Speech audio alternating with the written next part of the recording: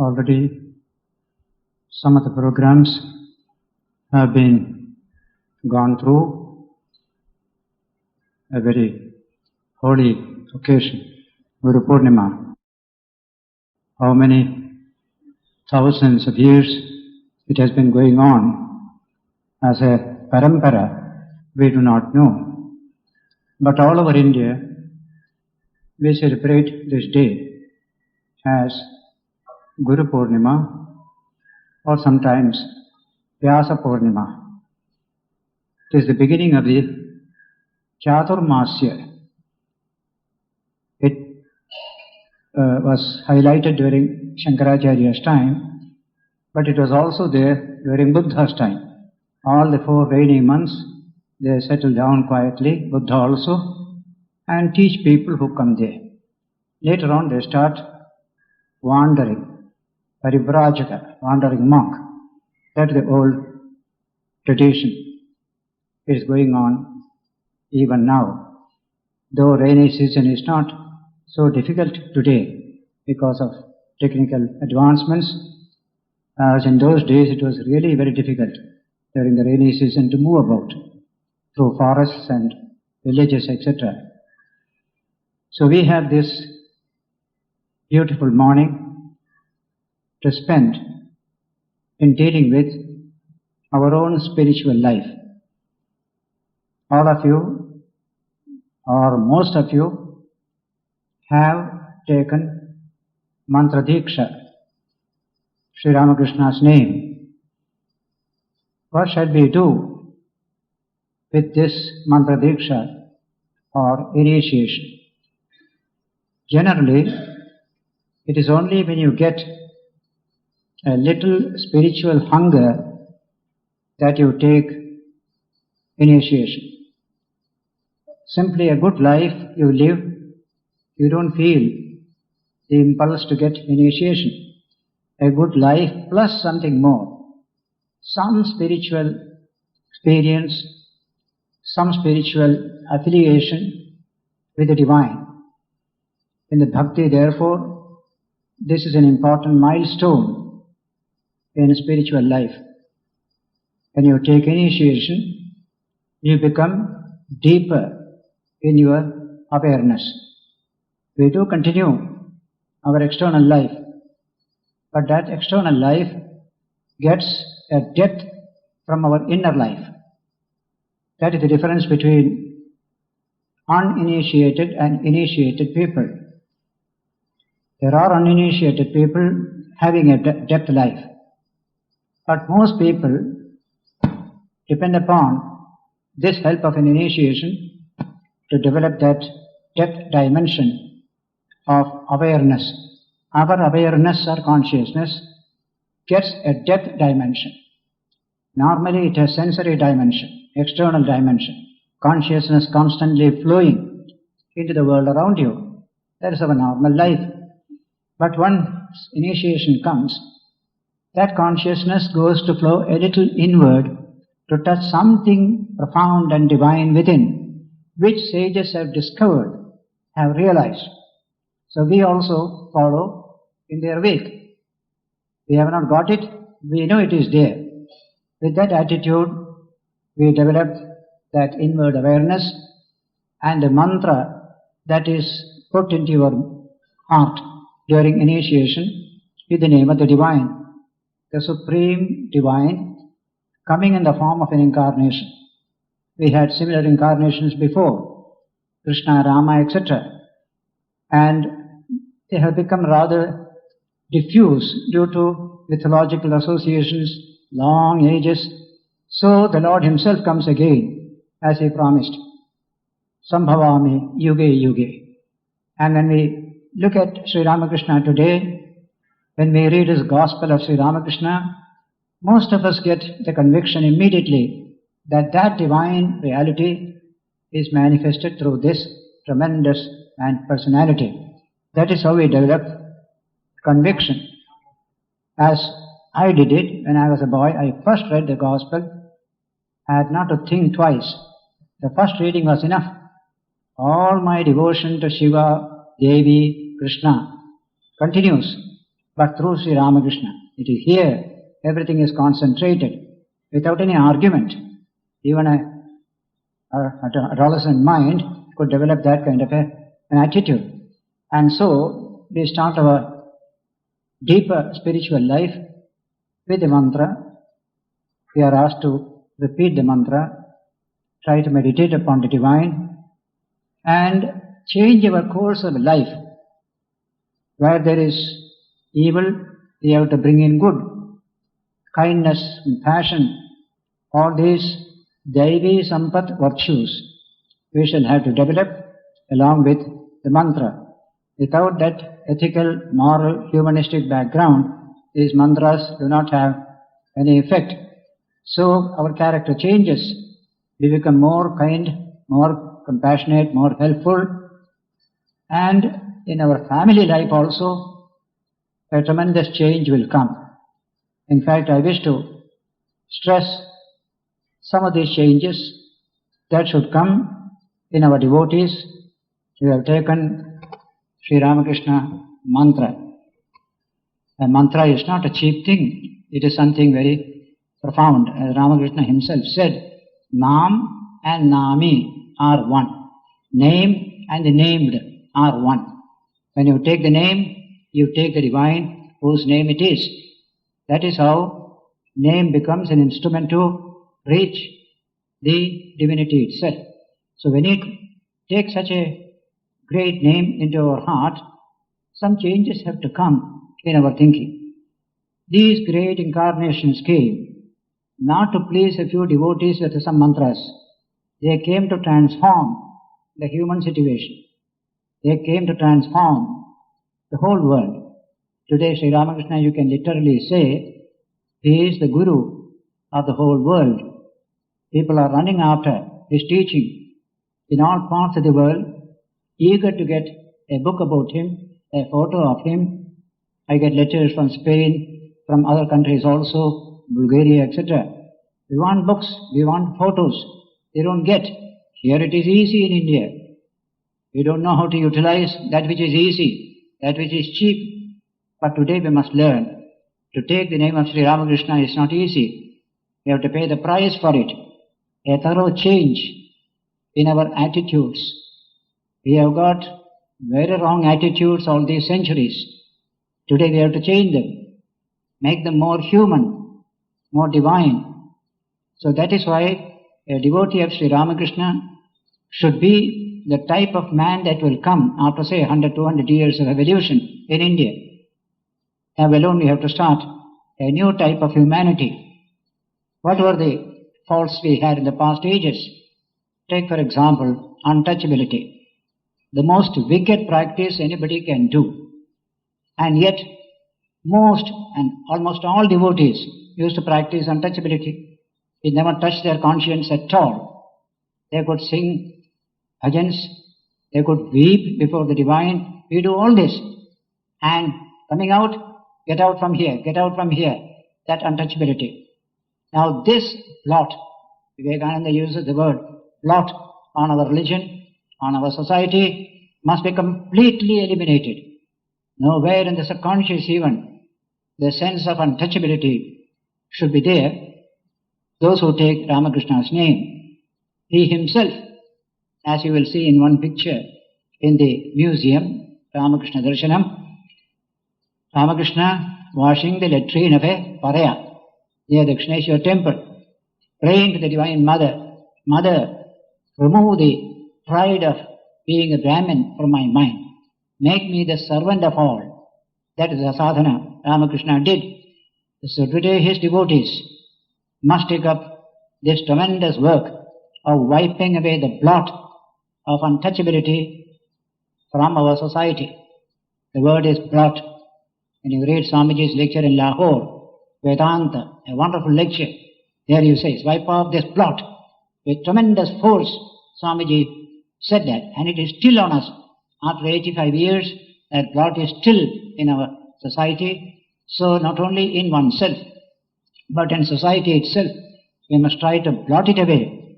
That is how we can pay tribute to Sri Ramakrishna and be worthy of being his disciple or devotee. This untouchability has many forms. Usual thing is usual untouchable, we don't touch, etc. But even in the household, for birth, for death, all sorts of untouchabilities we have. We have to banish every bit of them. They may be there in all the old books, in all the smritis, but they have absolute no relevance today. They have no status today. They all came in a particular period of time. The spiritual teachings to the past are absolutely relevant today. But the social teachings of the past, most of them are not relevant today. We have to change them boldly. So untouchability in various forms, including women being treated untouchable when they are in their menses. Even that is absolutely irrational, without any meaning in it, just a tribal custom, continuing throughout. So, to be a Sri Ramakrishna devotee is to be a little radical in our social attitudes. As I often put it, spiritually orthodox, socially heterodox. That will be our attitude. So many changes have to come.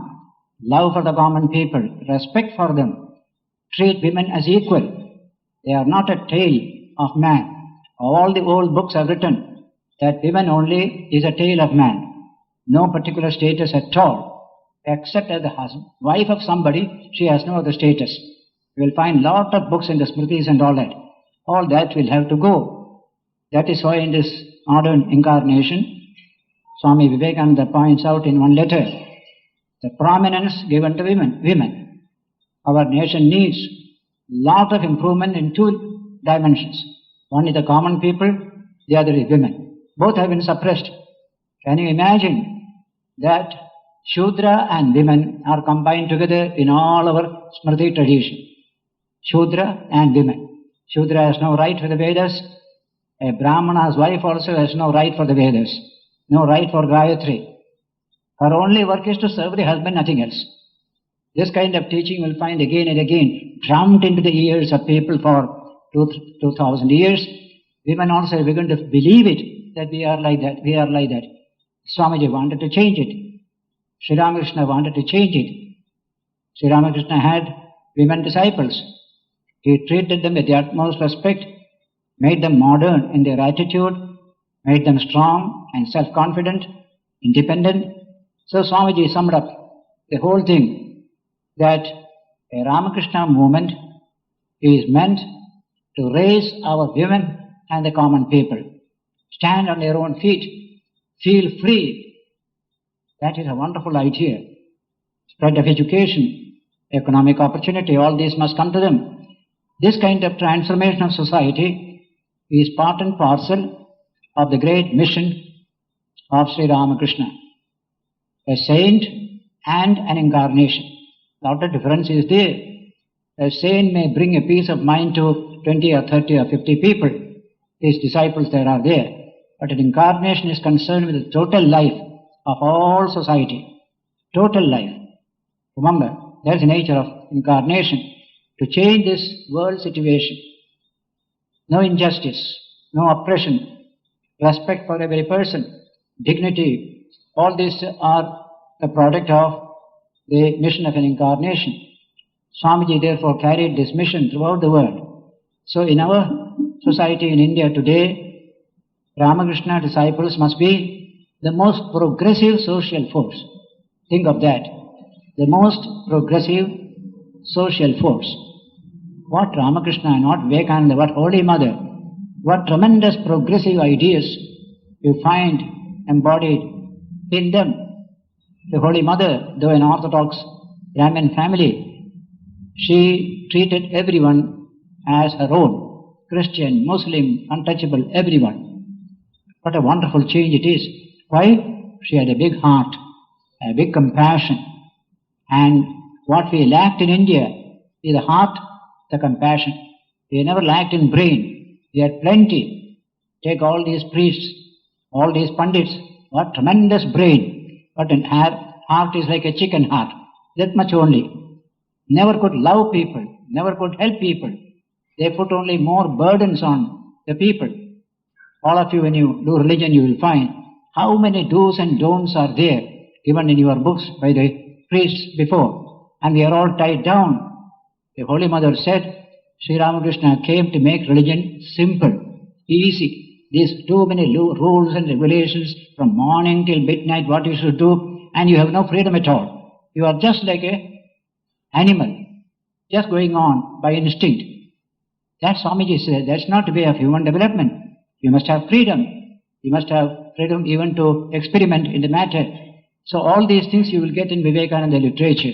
Unless our devotees read these 8 volumes of Vivekananda literature, they won't get the grip on the nature of this Ramakrishna's mission.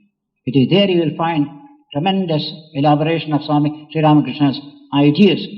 Sri Ramakrishna trained Swamiji to be the instrument of his great mission. He himself passed away 1886. If Swamiji was not there, a few devotees would have come, have it every year one festival, Ramakrishna birthday, eat nice prasadam and go away. That would have been the end of it. Plenty of shouting will be there in the name of religion. But to bring good to humanity, Sri Ramakrishna had Narendra as his instrument, gave him all the necessary training and the spiritual power before he passed away. This power I give unto you, Naren. I become a fakir today. I given everything to you. With this you will do wonders in the world.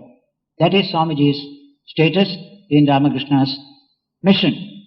And in those 8 volumes, you come across the profound ideas, humanistic ideas, deeply spiritual ideas, intensely practical ideas of Swami Vivekananda. We can banish many of these little rules and regulations given to us in our books.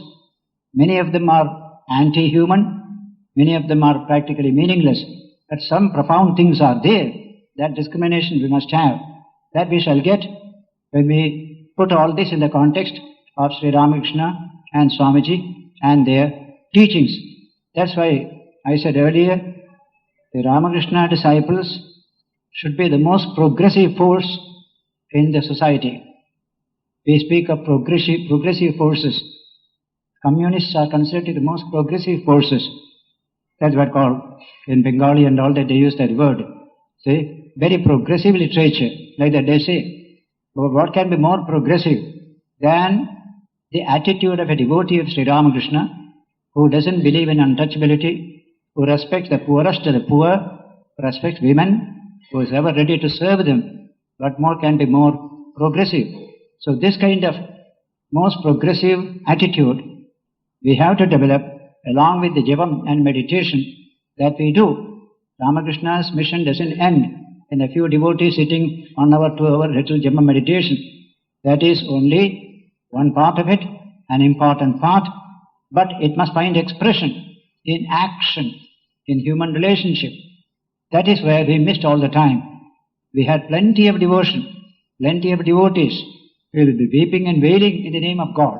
But as soon as that is over, we are the same old people in society, absolutely narrow, sectarian, believing in untouchability, exploiting other people. All this we did. We combined these two. Religion on the one side, daily life on the other. That will go today. Religion is meant for all time, a 24-hour religion, not half an hour, 1 hour, or temple-going religion. These things you will get in Vivekananda literature, that the whole of life is part and parcel of religion, so that what you meditate on and get through meditation will find expression in your life, in your conduct, in your behavior. If I meditate on love, hatred cannot come from my life. But till now it came. I hated people, though I was always meditating on God as infinite love. We never had a contact between the two, the secular and the sacred. That will change when we understand Ramakrishna's mission properly. He had a mission for the world. Ramakrishna's mission properly. He had a mission for the world. Swamiji came to advance that mission.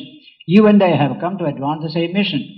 And that mission is for the good of all, without distinction of caste or creed or anything. It is for the good of all. What Buddha said is true. What Ramakrishna said, Bahujana Hitaya, Bahujana Sukhaya, for the happiness of the many, for the welfare of the many. not for a tiny minority of devotees. You have seen such things plenty. A guru, a few devotees, they worship him and they have a good feast in his name and the whole thing is over. There is no further reference of that particular devotion. This cannot be so. This must be dynamic spirituality, which can transform the human situation around us. Wherever Ramakrishna devotee is there should be a different atmosphere around him or her, because he or she has a tremendous conviction. This is true. This is true. I must live it. I must spread it. Not only living but also spreading. In this way, ideas spread. An incarnation comes, leaves a profound message in the hands of half a dozen people. Within 1,000 years, it has spread through so many countries.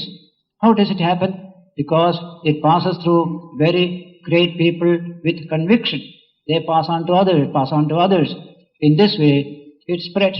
That is how an incarnation's message spreads in society, according to Shankaracharya.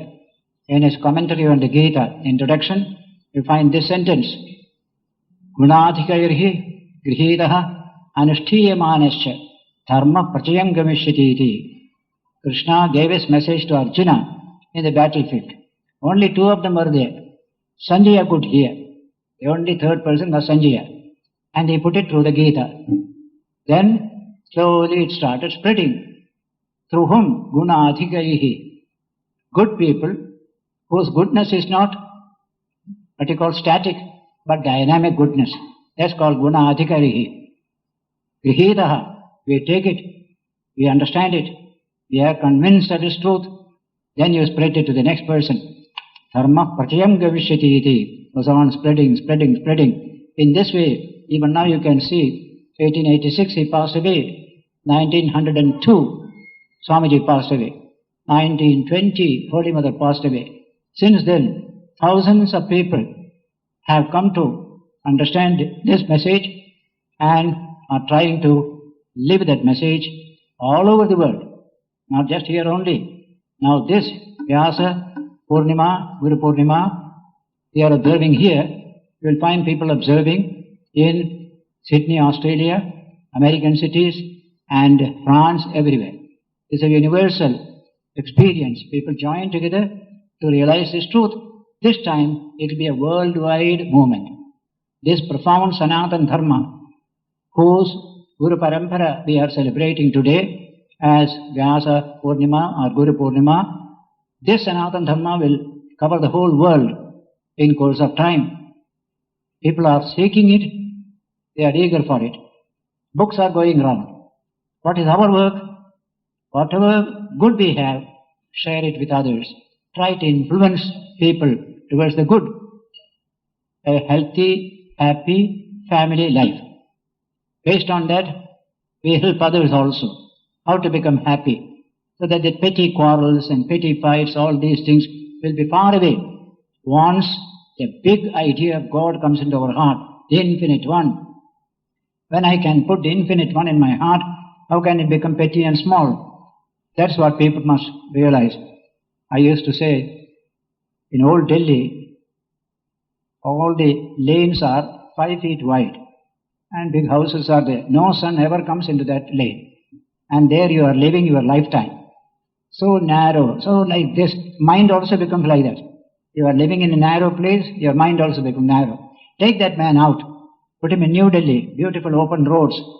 Take him to the air. You are living in a narrow place, your mind also becomes narrow. Take that man out. Put him in New Delhi, beautiful open roads. Take him to the air. Everything is free. Take him to space itself. Everything is free. Similarly is the change that comes from a narrow molded mind to a broad attitude of mind. That change our people must get. Most of the petty quarrels and fights and peacelessness come because of petty molds of mind. That must change. So that a devotion that can transform my personality, making a center of peace, harmony, love and compassion, and radiating it to others, that is the transformation we must look for through discipleship of Sri Ramakrishna and his Sangha. This Sangha was established for that purpose. The language used is Atmano mokshartham jagathitaya, for one's own spiritual liberation and for the welfare of the world. Swamiji coined this as the motto of the Ramakrishna Vivekananda movement. Atmano mokshartham jagathitaya cha. The jagathita is constantly kept in view. What is welfare of the world? Not enough that I get a little peace. I had a vision yesterday. That is not enough. So Krishna is described, Jagadhitaya Krishnaya, Govindaya Namo Namaha. Krishna was a profound teacher who worked for the good of the world. Jagadhita. Today Sri Ramakrishna also, Jagadhita. For that Jagat, for its goodness, Sri Ramakrishna came, spent 50 years of physical life and left a tremendous mission for you and I to understand and to implement. That is the work of a devotee of Sri Ramakrishna with this mantra that is within. This is an old tradition. We had first Gayatri mantra. Even today it is a universal mantra. Later on when Bhakti religions came, it became centered in the personal God, that infinite divine, that Purushottama of the Gita, the same divine personality. All our personalities unified in His infinite form is God Himself. That is the nature of God. God is the infinite personality of all the finite personalities that are here. He is the infinite one. The power of the infinite is impossible to conceive. So that is the nature of the divine in the Bhakti religion. Brahman and Shakti. Shakti is the personal, Brahman is the impersonal. The Shakti aspect deals to the world. All manifestation is from Shakti. That divine Shakti is God whom we worship as the Purushottama. That is the devotion that came later on in our religious history. Then came the mantra centered in that divine personality, Krishna mantra. Generally, Vishnu and Krishna are treated alike. So, Om Namo Bhagavate Vasudevaya or Om Namo Bhagavate Narayanaya. Both these mantras are there. Krishna's name also is there. The mantra it is much more general. Narada advised Dhruva, the little boy, on the way to the forest with this mantra. Om Namo Bhagavate Vasudevaya. Meditate on this, you will realize the Lord, he said. And the boy got that realization. Similarly, he had Shiva as a great center of devotion. Namah Shivaya, most universal mantra. So also Devi mantra is there. These are the more important mantras in our tradition. Now, these things have been worshipped, meditated upon by scores and scores of devotees. They have realized the divine form in that particular way, and in the modern period, after all this confusion that came for the last few centuries, to clear up that confusion, India produced a Sri Ramakrishna, who worshipped Devi, who worshipped Shiva, who worshipped Krishna, and even Jesus and the Prophet, Allah, etc. And he realized the totality of all spiritual truths and gave us freedom to choose whatever path we like. So a devotee of Sri Ramakrishna will have a large heart, a mind of comprehension, respect for every religion, never criticizing other people's religion. That is another important characteristic of a devotee of Sri Ramakrishna. Bahu sadhaker bahu sadhanar dhara dhyane tomar milita hoye chatara. This is a song by Rabindranath Tagore on Sri Ramakrishna, composed during the centenary of Sri Ramakrishna, 1936-37. The meditations and adorations of millions of devotees have flown and mingled in your meditation. See the language. Tagore is telling, he is not a devotee of Ramakrishna. He is a Brahmo. But he had a profound regard to Sri Ramakrishna and understood his inner greatness. So the first line is Bahu sadhaker, Bahu sadhanar dhara. Suppose you are meditating, all that flow of current of meditation will finally go and join in him. See, that's the language. Bahu sadhaker, Bahu sadhanar dhara, dhyane tomar. In your dhyana, milita hoye chitara. They become blended in your meditation. Like all the rivers flowing into the sea, all meditations flow into you, is the first line.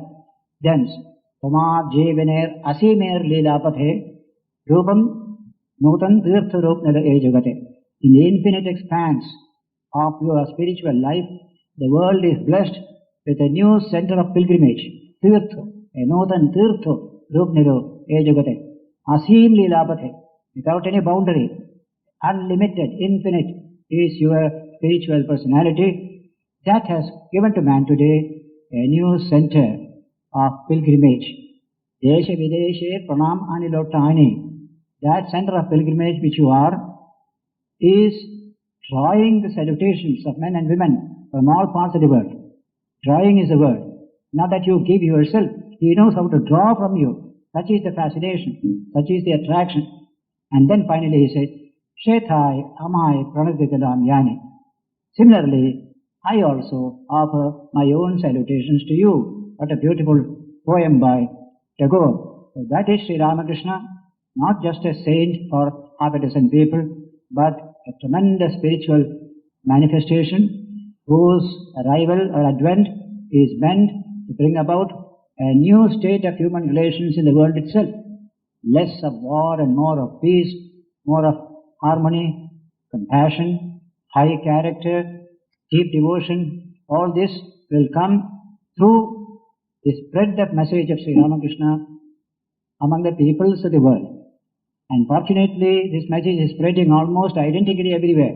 Some small way, some big way. Even in India, some states it is much more, some states it is much less. Karnataka, Tamil Nadu, Kerala, Andhra. These are very fine. A little less in Orissa, much less in Gujarat. The ideas are spreading. Maharashtra also here and there, it is there. But in many places, if you go to UP, Punjab, much less, very, very less only. But that will change, and people will turn. Where shall I get strength to face this modern challenge? They will find Ramakrishna, Vivekananda, Holy Mother, as the source from which that inspiration can come. That is our way of tribute to Sri Ramakrishna. What else can we do to please him? To do what he did and what he asked us to do. That is the best way to please a divine teacher. Jesus said it, Krishna said it. Jesus said, do what I have asked you to do. He who does so, he is the best in spiritual life. Same thing. Yedu dharmyamritamidam yathoktam paryupasate. In the 12th chapter of the Gita, Krishna said, this is the great dharma which can take you to the highest immortal experience. If you live it and practice it, then you are my devotee, is the language he has used there. So, I especially wish to stress this point that a devotee of Sri Ramakrishna must stand out with a special quality of humanness, of spiritual awareness, high character. People will look up to him. Yes, this is something wonderful. And when they come and ask, where did you get this beautiful thing? I got it from Sri Ramakrishna. That is enough preaching. Immediately that man would say, I also would like to have it. Who will not like to have something good, something positive, something strengthening? In this way, message spreads from one person to the other. Even now, just like our Sunday class, somebody comes, then he tells others that others will come. In this way, many more are coming. Just like that in spiritual life, something has benefited me. Can I use it? Yes, you can. Do you help you? Then he also goes in for it. In this way, we become preachers of Sri Ramakrishna unconsciously, by our life, by our achievement. That is how we preach Sri Ramakrishna through our life. We shall also preach through mouth, through speech. We also do so. But the best preaching is one's own character. The Ramakrishna Vivekananda ideology is embodied in this person. Everything is positive, nothing negative. In the older characters, we had many negative things. Plenty of devotion, but negative things also. Here, no negation. Everything is positive, positive, positive. Concern for the welfare of man. Ever ready to help everybody. What can I do for you? That attitude constantly we need. And I'm finding it. Foreigners come and our devotees serve them with great devotion here and there. Madurai and other places people go. You simply mention the name Sri Ramakrishna, everybody is there to serve you. So the word service becomes worship there. Service with reverence is called worship. Otherwise it is just service only. Here there is reverence.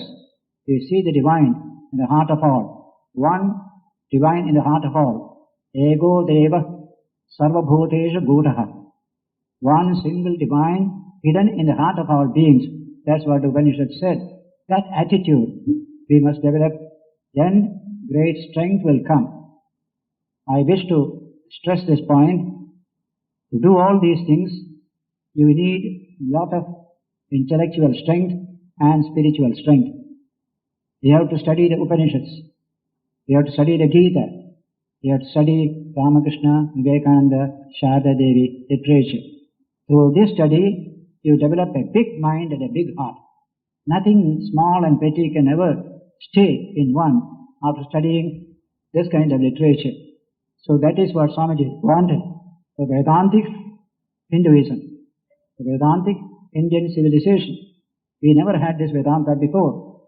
That Vedanta came to us in small drips through the Puranas, that's all, and through the Smritis, with many, many negative features also.